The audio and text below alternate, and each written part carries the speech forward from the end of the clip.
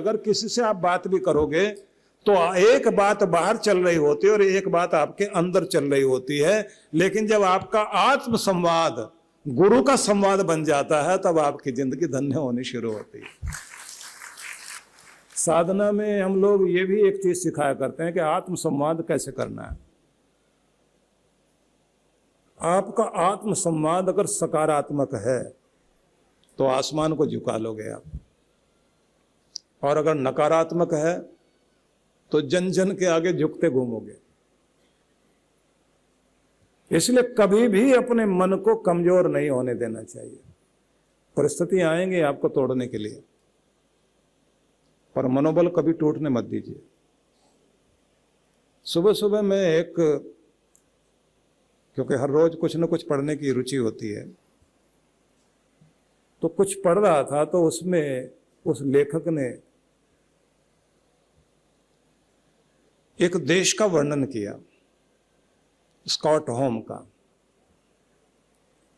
वहां के एक व्यक्ति ने, जिसने अंग्रेजों से उस देश की बागडोर अपने हाथ में ली थी, बहुत बड़ा योद्धा था, उसकी कहानी उसने लिखी जिसका सार ये है कि उसने सेना इकट्ठी करके अंग्रेजों के विरुद्ध युद्ध लड़ा था। बहुत बहादुर था, बड़ा नीतिमान था, लेकिन चाल चलने में अंग्रेज बहुत होशियार थे। उन्होंने उसकी सेना तोड़ दी, उनके लोगों को तोड़ दिया और उसको हरा दिया, और भगोड़ा घोषित करके उसके पीछे गुप्तचर लगा दिए। तो वो एक गुफा में जाके बैठ गया और उसे लगता था कि जिंदगी में आगे कुछ बचा नहीं है, तो आत्महत्या कर लेनी चाहिए। उसकी वो कहानी उसके बाद की, उसे लोगों ने कई राजाओं के साथ जोड़ दिया। वो कहानी आगे ये है कि मकड़ी जाला बुन रही थी और ये गुफा में नीचे लेटा लेटा छत पर जाला बनाती हुई मकड़ी को देख रहा था। तो मकड़ी जैसे ही एक तरफ से जाले को दूसरी जगह ले जाके तार को चिपकाती थी तो वो चिपक नहीं पाता था और मकड़ी नीचे गिरती थी। तो 6 बार में वो फेल हुई, उसके बाद रुक गई। तो ये बैठा बैठा कहता है 6 बार कोशिश की, सफल नहीं हुई, पर हिम्मत तो देखो। छोटा सा जीव इतनी हिम्मत कर रहा है। जैसे ये सोच रहा था आंखें बंद किए कि अचानक फिर उसने देखा मकड़ी ने फिर शुरू किया, और इस बार इतने जोश के साथ उसने जैसे जंप लगाते हुए एक तरफ से तार अपना ले जाके दूसरी तरफ ले गई और चिपका दिया उसको। जाला बनना शुरू हुआ और सफल हो गई, गिरी नहीं। बस वहीं बैठे बैठे घुटनों के बल बैठ गया ये, और मकड़ी की तरफ देखते हुए अपने हाथ ऐसे छाती पर ले आया जैसे यूरोपियन लोग करते हैं। उसके बाद इसने कहा कि सलाम करता हूं तुझे, तेरी हिम्मत को। तू छोटी जरूर है पर तेरी हिम्मत छोटी नहीं है। तेरी हिम्मत इतनी बड़ी है कि तेरी हिम्मत ने मुझे जगा दिया है। और उसके बाद उस व्यक्ति ने दोबारा योजना बनाई, सेना अपनी तैयार की, अंग्रेजों से युद्ध लड़ा और बाद में संधि हुई और अंग्रेजों ने उस व्यक्ति की प्रशंसा की और उसे कहा कि ये राज्य तुम्हें दे रहे हैं। और उसके बाद वो लोग वहाँ से अपनी सारी जितना भी साजो सामान था वापस ले गए। वहाँ के इतिहास में उस राजा का वर्णन है और उसमें मकड़ी का भी वर्णन है। उस वर्णन को करते हुए ये बात लिखी है कि बहुत बार आप अपनी जिंदगी में निराश हो सकते हैं, किसी भी क्षेत्र में निराश हो सकते हैं, आपको सफलता नहीं मिल पाती, तो भी अपना प्रयास, अपना प्रयत्न कभी छोड़ना नहीं चाहिए। जो लोग अपना प्रयत्न छोड़ जाते हैं बस वही फेल होते हैं, और जिनका प्रयत्न जारी रहता है वो जरूर शिखर पर पहुंचते हैं। इसलिए कुछ भी हो प्रयास जारी रखो। और जैसे सुबह आपसे मैंने कहा था कि हर दिन आप अपनी कीमत या तो घटाते हैं या बढ़ाते हैं। अगर आप अपनी कीमत हर दिन बढ़ा रहे हैं तो आप उस कीमत तक पहुंच जाएंगे कि आपको बॉस के पीछे घूमने की जरूरत नहीं है। अपनी कंपनी में बॉस आपके पीछे घूमेगा। कुछ वे हैं जो बॉस के पीछे, मालिक के पीछे गिड़गिड़ाते घूमते हैं, और कुछ वे हैं जिनके पीछे मालिक गिड़गिड़ाता हुआ घूमता है कि ये छोड़ के ना चला जाए, क्योंकि इसके ऊपर हम टिके हुए हैं। तो जिनके पास योग्यता है, गुण है और कला है, उनके पीछे पीछे दुनिया है। और जिनके पास अपने आप को मूल्यवान बनाने का गुण नहीं है, वो पूरी दुनिया के पीछे पीछे घूमते रहेंगे, पूरी दुनिया को सलाम करते रहेंगे, लेकिन उनकी कोई इज्जत नहीं रहती। इसलिए अपना मूल्य हर दिन बनाना चाहिए, अपने को निखारने की चेष्टा करनी चाहिए। आप जहां भी हैं उपयोगी बने रहें, भले ही आप बूढ़े हो गए हो, रिटायर्ड हो गए हो, लेकिन टायर्ड नहीं होना, उपयोगी बने रहना। जब तक आप उपयोगी हैं, आप कीमती हैं और आपका महान बना रहेगा। हाथ पांव चलाते रहो, दिमाग चलाते रहो, कुछ न कुछ करते जरूर रहो। अगर आप उपयोगी बने रहेंगे तो आपका मान सुरक्षित है। जिस दिन आप खुद के लिए अनुपयोगी हो गए, मान घटेगा। कुछ नहीं तो दिमाग से सीखना जानना कभी बंद मत करिए। एक सिंधी वकील हैं जो, उन्होंने अभी वकालत छोड़ दी क्योंकि उम्र ज्यादा हो गई। एक बार हम लोग एयरपोर्ट पे बॉम्बे में मिले। मैं उनका नाम नहीं ले रहा हूं क्योंकि किसी का विज्ञापन नहीं करूंगा, पर प्रेरणा वाली बात है। और मैंने कहा कि अभी भी सुप्रीम कोर्ट तक जा रहे हो, इतनी एज हो गई। बोले एज से क्या फर्क पड़ता है, मैं हर रोज पढ़ता हूं, मेरा दिमाग काम कर रहा है। और चाहे ऑस्ट्रेलिया का कानून हो या इंग्लैंड का, कब कौन सा कानून बना, कौन सी धारा, कौन सा सेक्शन, कब किस बात को लेकर के बनाया गया, मुझे एक एक चीज याद है। आज नई पीढ़ी वाले लोग कितना भी दिमाग तेज लेकर के आ जाएं, मेरे सामने टिकते नहीं, क्योंकि उम्र का सवाल नहीं है। मैंने सीखना जारी रखा हुआ, पढ़ना जारी रखा हुआ है। अगर मेरा दिमाग ठीक काम कर रहा है तो आज भी 25 लाख रुपए एक पेशी के लेता हूं। आप समझ सकते हैं, आदमी उपयोगी बना हुआ है। इसलिए अपने विद्यार्थी काल को कभी भी खत्म मत होने दो। अपने ग्रंथों में लिखा है ज्ञानामृतम भोजनम। जैसे भोजन आप ग्रहण करते हो तो ज्ञान भी अमृत भोजन है। हर रोज कुछ न कुछ पढ़िए, रोज नया नया सीखिए। आप सीखते रहते हैं तो आप कीमती बनते हैं। स्कूल कॉलेज छोटा, पढ़ना छोड़ दिया।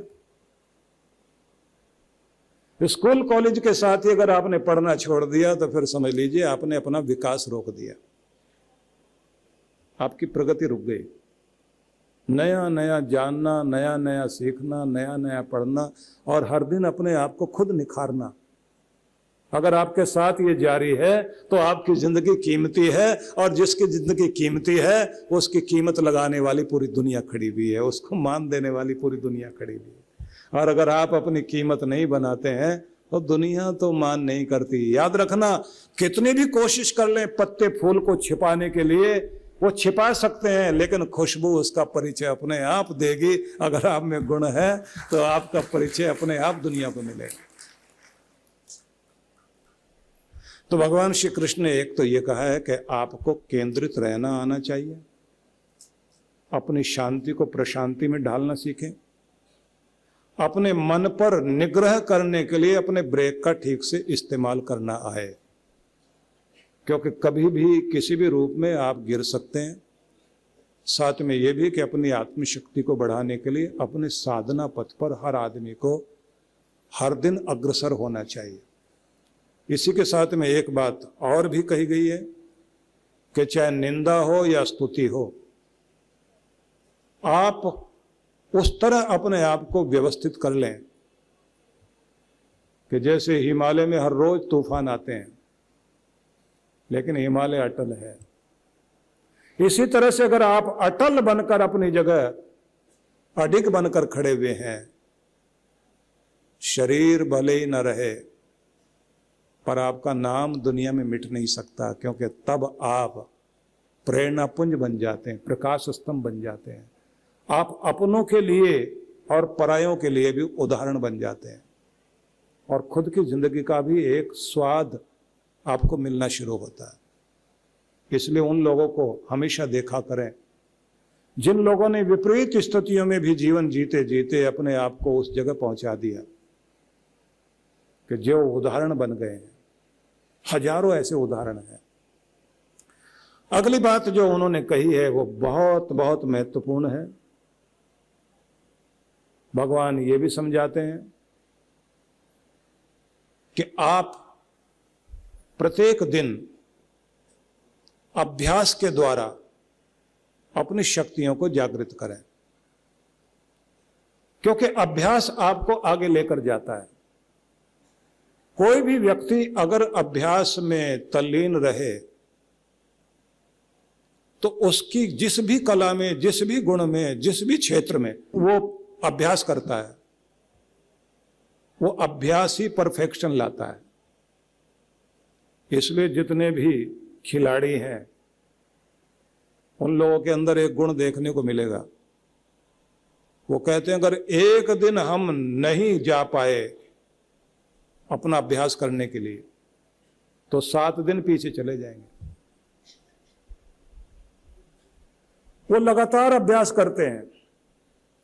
इसलिए उन लोगों के उदाहरण, जिन लोगों का शरीर भी काम नहीं करता था, वो भी ओलंपिक में मेडल लेकर आ गए। अमेरिका का नाम ऊंचा करने वाली विल्मा रुडोल्फ, उसकी कहानी आप पढ़ें, जिसका सार ये है कि अपंग जैसी स्थिति में पोलियोग्रस्त एक बच्ची, जिसको डॉक्टर ने यह कह दिया कि तुम ठीक से खड़े भी नहीं हो सकोगे, चलने की तो बात क्या।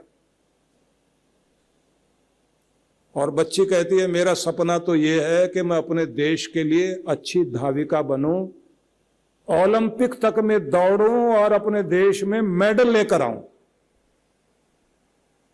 डॉक्टर ने कहा बेटा ऐसा सोचना अच्छी बात है, लेकिन अभी तो तुम्हें अपने आप को ठीक करना पड़ेगा, और मेडिकल साइंस के हिसाब से तो मैं ये बता सकता हूं कि तुम ठीक से चल भी नहीं पाओगे, दौड़ने की तो बात क्या।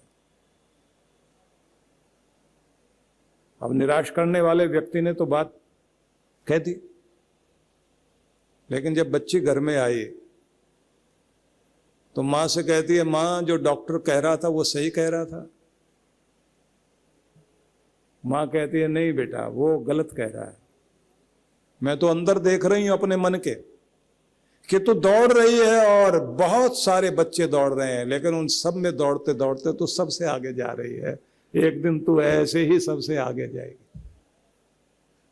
अब कोई और बच्चा होता तो ये सोच लेता कि हर मां तो ऐसे झूठी तसल्ली देती है, लेकिन इसने डॉक्टर की बात पर यकीन नहीं किया, अपनी मां की बात पर यकीन किया, और उसके बाद इसने जो सहारा दिया गया था चलने के लिए वो छोड़ दिया, दीवार पकड़कर चलना शुरू किया, फिर दीवार भी छोड़ दी, फिर प्रैक्टिस की, और फिर अपने स्कूल में इसने 23 बच्चे दौड़ने के लिए गए थे। इसने कहा मुझे भी दौड़ में शामिल करो। ये 23वीं बच्ची थी जो पीछे ही रही, पर जोश बहुत था। बहुत सारे लोग बैठे देख रहे थे उस समय। वहां एक कोच बैठा था जिसका नाम था टेम्पल। उसने उस बच्ची को देखा, देखने के बाद अपने पास बुलाया और कहा शरीर साथ नहीं दे रहा तुम्हारा, पर तुम्हारे अंदर का जुनून वो मैंने हजारों में नहीं देखा, मैं तुम्हें सिखाऊंगा। और शरीर से नहीं जीता जाता, आदमी जुनून से जीतता है। बेटा मैं तुम्हारा साथ निभाऊंगा। और उसने साथ निभाया। रोम में जब ओलंपिक हुए थे उसमें इसने 4 गोल्ड मेडल प्राप्त किए थे। जब बड़ी हो गई, शरीर भी ठीक कर लिया और अपने आप को उतने अभ्यास के द्वारा निष्णात कर लिया कि अपने देश में, अमेरिका में नाम कमाया इसने, उसके बाद पूरे विश्व में नाम कमाया। पूरी कहानी आपको अगर देखनी हो तो आजकल तो पूरे साधन है, गूगल माता को आप ढूंढिए तो पता लग जाएगा आपको। ऐसे बहुत सारे लोगों के कहानियां हैं। और आपके देश की एक महिला जो लखनऊ की है और बरेली में जिसका ट्रीटमेंट हुआ था, जिसकी टांग कट गई थी, किसी ने धक्का दे दिया था, उसको भी आप कहानी देखेंगे तो किसी मौके पर हम उसको बुलाएंगे, आपके सामने खड़ा करेंगे।